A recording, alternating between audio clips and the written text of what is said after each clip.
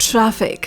आप एक पुल पर फंसे हुए हैं और लाइन आगे बढ़ने का इंतजार कर रहे हैं, लेकिन आपको कार में ही 2 घंटे से ज्यादा समय बीत चुका है। आप अपने फ्रेंड को एयरपोर्ट रिसीव करने देर से पहुंचेंगे। तभी अचानक पुल हिलने लगता है। सभी लोग अपनी अपनी कारों से उतरकर पुल के दूसरे छोर तक दौड़ पड़े, लेकिन इतने सारे लोग घबरा रहे हैं कि एक दूसरे से धक्का मुक्की करने लगते हैं।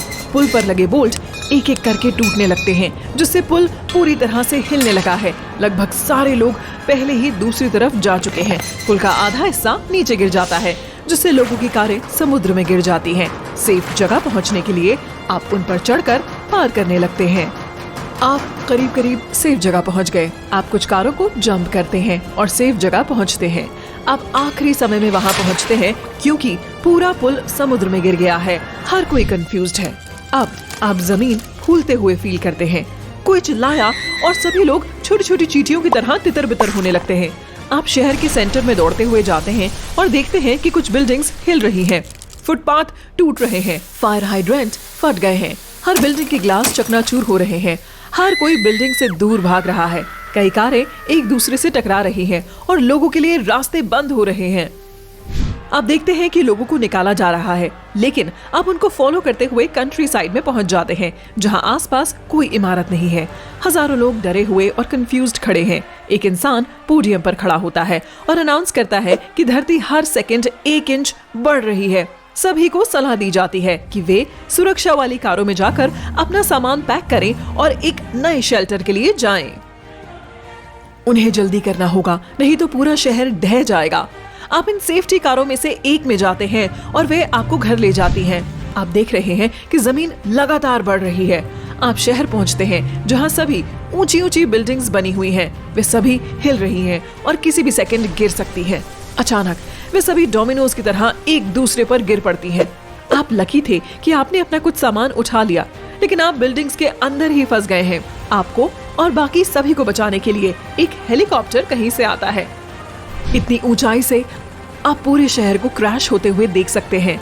कोई रास्ता पहचाना नहीं जा रहा। पुल और टनल पूरी तरह से टूट गए हैं। हेलीकॉप्टर आपको शेल्टर में ले जाता है, जहां आप अपनी बाकी की लाइफ बिताएंगे। साइंटिस्ट का एक ग्रुप आपको एक्सप्लेन करता है कि अर्थ का सरफेस 1 महीने में 40 मील और 1 वर्ष में 500 मील बढ़ जाएगा। ये न्यूयॉर्क से टोरंटो की ट्रिप से भी ज्यादा है। आप जो सुनते हैं आप उससे चौंक जाते हैं, क्योंकि प्लैनेट लगातार एक्सपैंड कर रहा है।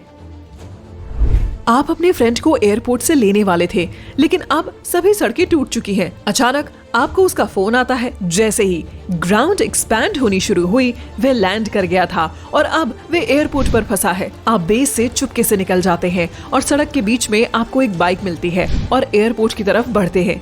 हेलीकॉप्टर आपको शहर के विपरीत छोर पर ले आया है, इसलिए वहां पहुंचने में आपको कुछ घंटे लगेंगे। आप ऊबड़ खाबड़ सड़क पर चलते हैं, जो पूरी तरह से खराब हो गई है। सपाट खुली सड़क अब मिनी पहाड़ियों और खाइयों में भरी हुई है। खेत भी बिगड़ चुके हैं और ज्यादातर मिलें नष्ट हो गई हैं। आखिर में आप एक माउंटेन के पास तक पहुंचते हैं, जो बहुत अनस्टेबल दिखता है। आपके पास इससे गुजरने के अलावा कोई चारा नहीं है। ये एक पब्लिक हाइकिंग ट्रेल हुआ करता था, लेकिन अब ये एक लैंडफिल जैसा दिखता है। आप धीरे धीरे वहां पहुंचते हैं, खतरे के हर साइन पर नजर रखते हुए। कई पेड़ उखड़ गए हैं और एक दूसरे पर झुक गए हैं। अचानक एक बड़ा सा पेड़ नीचे गिर जाता है और आपके सामने की रोड ब्लॉक हो जाती है। आप बाइक की स्पीड बढ़ाते हैं और पेड़ को रैंप की तरह पार करने का डिसाइड करते हैं। आप इस रुकावट को पार करके दूसरी तरफ पहुंचते हैं, लेकिन जैसे ही आप उतरते हैं, आपको बड़ा सा लैंडस्लाइड दिखाई देता है।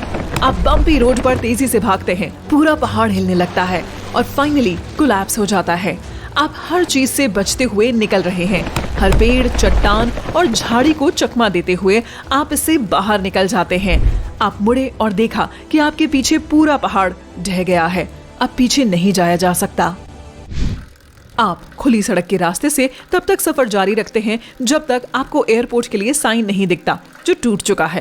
ये बहुत दूर नहीं है और अब आप फाइनली वहां पहुंच जाते हैं, तो आप अपने फ्रेंड को कॉल करने की कोशिश करते हैं। फोन अब काम नहीं कर रहा, नेटवर्क खराब है। लेकिन अचानक आपको पता चलता है कि सभी मोबाइल टावर खत्म हो गए हैं। सूरज ढलने लगा है। आप लगभग हार मान लेते हैं, लेकिन आप उसे दूर से देखते हैं। आप अपने फ्रेंड को उठाते हैं और सुरक्षित स्थान की ओर ले जाते हैं। जैसे ही आप वापसी के लिए निकलते हैं, एयरपोर्ट पर रनवे कोलैप्स होने लगता है। ये समुद्र के ठीक बगल में स्थित है, इसीलिए इंफ्रास्ट्रक्चर के कोलैप्स होने के साथ समुद्र का पानी जमीन की तरफ बढ़ने लगता है। आप मैक्सिमम स्पीड पर जा रहे हैं। आप अपनी तरफ बढ़ रही टाइडल वेव से दूर जाने की कोशिश करते हैं। पूरा पहाड़ ढह जाने के साथ आप उसी रास्ते से वापस नहीं जा सकते। पानी आपके पैरों को टच करने लगता है। बाइक मुश्किल से वहां से निकल पाती है, लेकिन आपको थोड़ा रास्ता मिल जाता है और आप बच जाते हैं। शेल्टर में वापस जाने के लिए आप शहर के बीच से लंबे रूट का चक्कर लगाते हैं, लेकिन जब आप सुबह यहाँ थे तब से शहर और भी अजनबी लग रहा है। कई चूहे और जानवर सड़कों पर घूम रहे हैं। लैंप पोस्ट और टेलीफोन के खंभों की वजह से सड़कें बंद हो गई हैं। कांच की खिड़कियां जो आपने कुछ घंटों पहले देखी थी, अब पूरी तरह फ्लोर पर हैं। अंधेरे के चलते आगे देखना मुश्किल हो रहा है, इसलिए आप और आपका फ्रेंड एक सुरक्षित जगह रुकते हैं। आप पक्का करते हैं कि ऊपर कोई रूफ नहीं है, वरना जब आप सो रहे होंगे तो ये गिर सकती है। कई खतरनाक जानवर बाहर छुपे बैठे थे। आप फाइनली गहरी नींद में सो जाते हैं। अगले दिन जब आप चलते हैं तो ग्राउंड लेवल और भी ऊंचा हो जाता है। 24 घंटे में जमीन 1.5 मील ऊपर उठ गई थी। आप देखते हैं कि लोगों का एक झुंड जा रहा है। वे शेल्टर खोजने की कोशिश कर रहे थे। आप उन्हें रेस्क्यू टीम के बारे में बताते हैं और उन्हें समझाते हैं कि वहां कैसे पहुंचा जा सकता है। कुछ घंटों के बाद आप फाइनली पहुंच जाते हैं, लेकिन ये जगह सुनसान है। कोई और इम्प्रोवाइज्ड टेंट और बिल्डिंग्स नहीं है। सभी लोग गायब हो गए हैं। आप जांच करने और पता लगाने की कोशिश करते हैं कि क्या हुआ, लेकिन आपको कोई क्लू नहीं मिला। जैसे जैसे आप चलना जारी रखते हैं, आप सामान्य से ज्यादा हैवी फील करने लगते हैं। चूंकि पृथ्वी बड़ी और बड़ी हो रही है, ग्रेविटी भी स्ट्रॉन्ग हो रही है। आप उम्मीद से जल्दी थक जाते हैं और ऊपर की ओर चलना मुश्किल लगता है। आप अपनी बाइक पर वापस आ जाते हैं और आंसर की तलाश में ड्राइविंग जारी रखते हैं। दूर आप एक फील्ड के बीच में एक डोम स्ट्रक्चर देखते हैं। आप एंटर करते हैं और देखते हैं कि यहाँ सभी को निकाल कर रखा गया है। आप अंदर जाते हैं। डोम के अंदर एक बड़ा सा व्हीकल बना है जो 3 मॉल के साइज का है। ये नई मोबाइल सिटी होगी। 1 साल बाद पृथ्वी का सरफेस 500 मील बढ़ गया है। कुछ पहाड़ बड़े हो गए हैं तो कुछ जमीन में समा चुके हैं।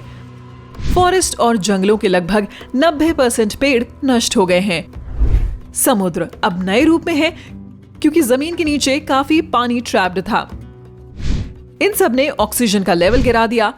ग्रेविटी फोर्स और भी स्ट्रॉन्ग हो गई, जिससे बिना सांस भरे चलना और भी मुश्किल हो गया। पहाड़ियों पर चढ़ना पक्के तौर पर आसान नहीं है। कई सुनामी, ज्वालामुखी और भूकंपों ने जमीन को नष्ट कर दिया और अब वे पहले की तुलना ज्यादा हो रहे हैं। पृथ्वी के कोर की हीट स्ट्रॉन्ग होती जा रही है।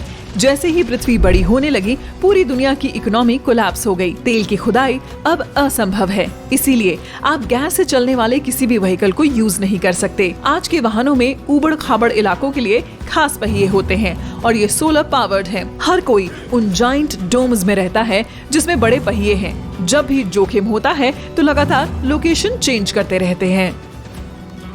बधाई हो, अब आप डोम ड्राइवरों में से एक हैं और आप ईस्ट कोस्ट की ओर जा रहे हैं। ये जगह अंदर रहने और काम करने वाले लगभग 5000 लोगों से भरी हुई है। हर किसी की खास जिम्मेदारियां होती हैं ताकि वहाँ के एरिया को अच्छी तरह से मेंटेन किया जा सके। लेकिन रुको, ट्रैफिक एक और मोबाइल डोम सिटी सामने है और ये बिल्कुल भी नहीं चल रही है। जब तक सभी लोग डोम में हैं, वे सेफ हैं अभी के लिए।